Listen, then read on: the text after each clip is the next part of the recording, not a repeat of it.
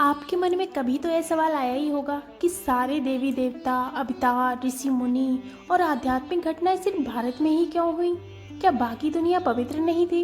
क्या भगवान ने बाकी स्थानों को त्याग दिया?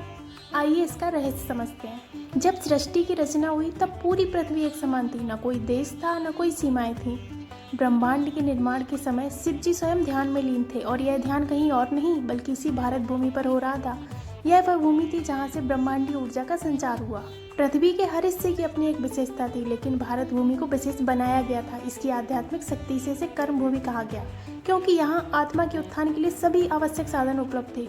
हिमालय से बहने वाली पवित्र नदियाँ, तपस्या करने योग्य वातावरण और ऊर्जा से भरी यह भूमि केवल भौगोलिक नहीं बल्कि आध्यात्मिक दृष्टि से भी सबसे उपयुक्त थी।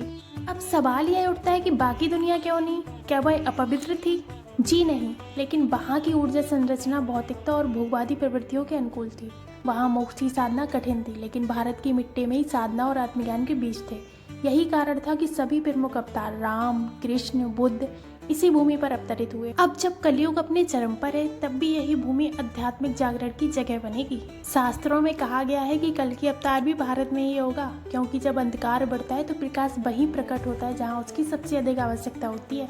भारत सिर्फ एक देश नहीं है बल्कि एक दिव्य ऊर्जा केंद्र है जिसे देवताओं ने स्वयं चुना है।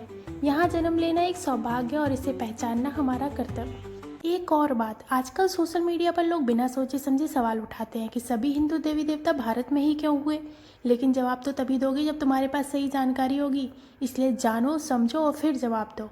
और ऐसी ही जानकारी के लिए जुड़े रहो पायल के साथ।